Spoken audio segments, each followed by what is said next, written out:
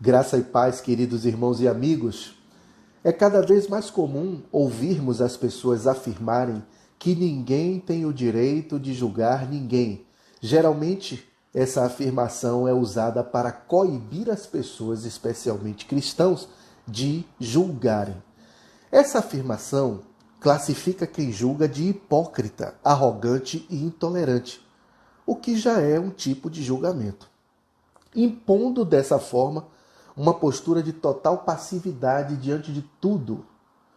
Muito dessa afirmação busca se amparar no texto de Mateus 7,1 que diz: Não julguem para que vocês não sejam julgados. O texto traz uma proibição: não julguem. E em seguida esclarece o motivo da proibição: para que vocês não sejam julgados. Uma leitura superficial consideraria que o texto é óbvio e dispensa maiores análises. Entretanto, uma interpretação séria considera, no mínimo, a análise do verbo julgar no contexto da perícope, trecho que engloba os versos 1 ao 5. Surge então uma pergunta básica: qual o significado do verbo julgar no contexto? Seu significado literal vem do latim judicare, que significa avaliar, analisar com ponderação.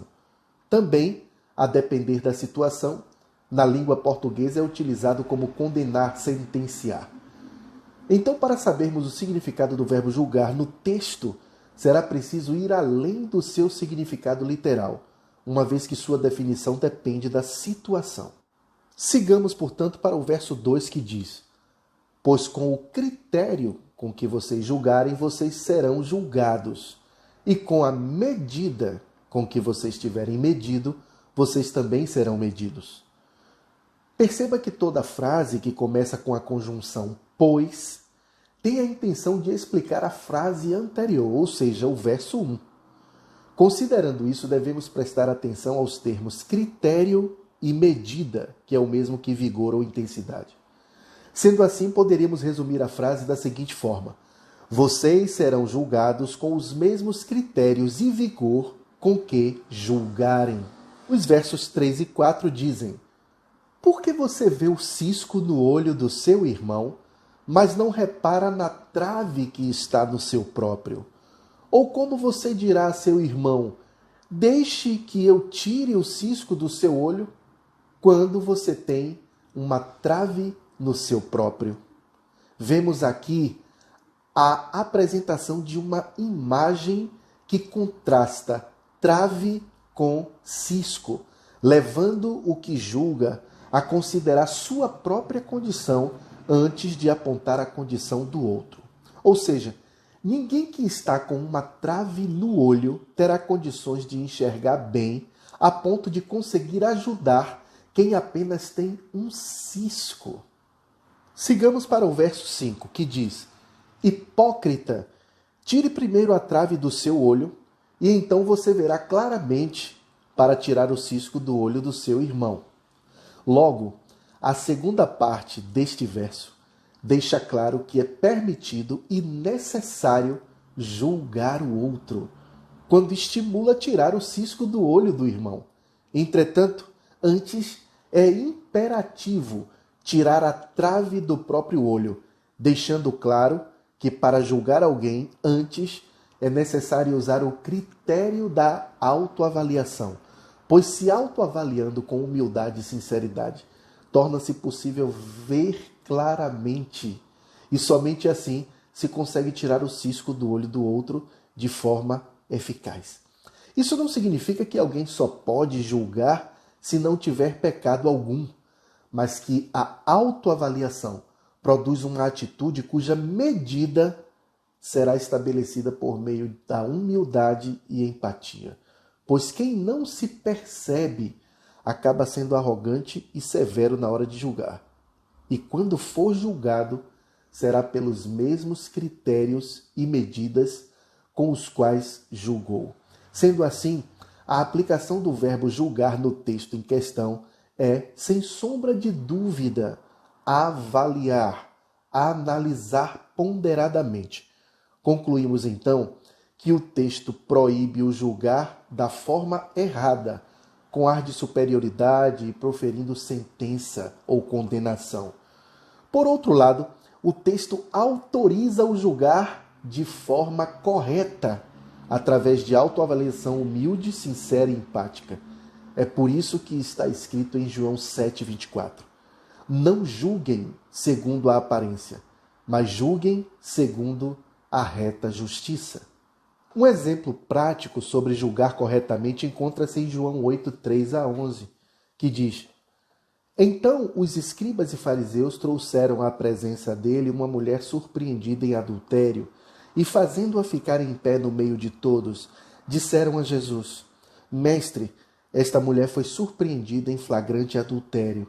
Na lei, Moisés nos ordenou que tais mulheres sejam apedrejadas.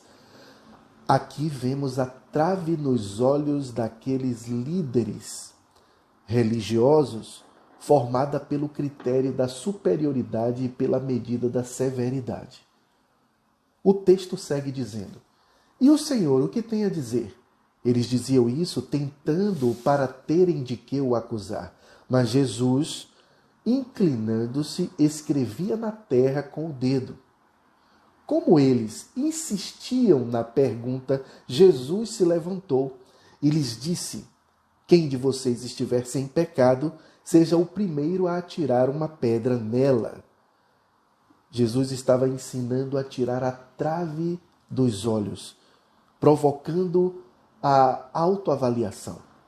E o texto segue: E inclinando-se novamente, continuou a escrever no chão.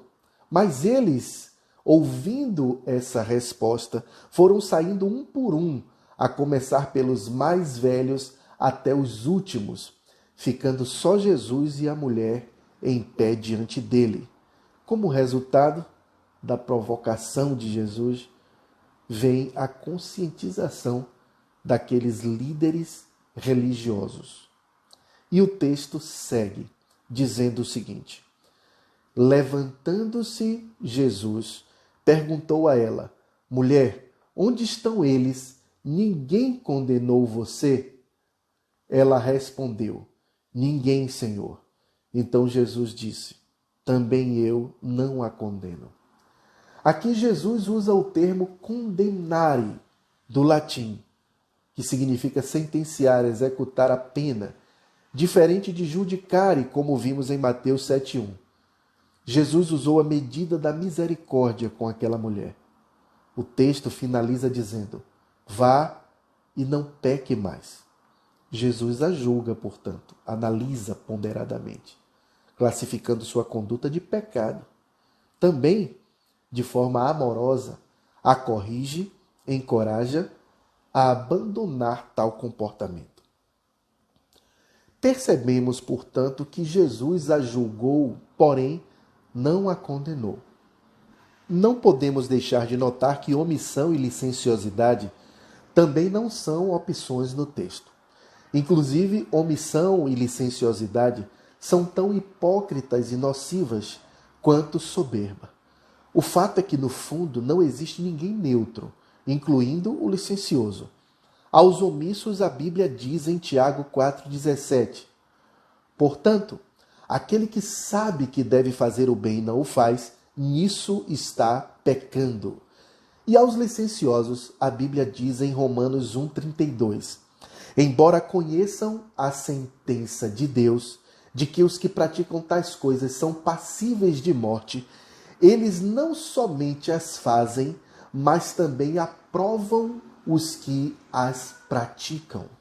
Considerando tudo isso, aqui vão alguns conselhos práticos. Primeiro, tenha muito cuidado com quem é severo, com quem condena. Por outro lado, também tenha bastante cuidado com quem é omisso ou licencioso. Porque, como está escrito em Provérbios 27, 5 e 6, melhor é a repreensão franca do que o amor encoberto. Leais são as feridas feitas pelo que ama, porém os beijos de quem odeia são enganosos. Segundo, siga o que está escrito em João 7,24. Não julguem segundo a aparência, mas julguem pela reta justiça. Ou seja, quando o assunto é pecado e consequências, julgar tendo a Bíblia como autoridade suprema e não por meio de critérios pessoais. Terceiro, tenha a humildade de julgar primeiro a si mesmo. E quarto, tenha amor suficiente pelo próximo a ponto de ter a coragem de comunicar a ele sobre pecado e consequências, encorajando-o a abandonar, assim como você também tem se esforçado. Deus os abençoe e um forte abraço.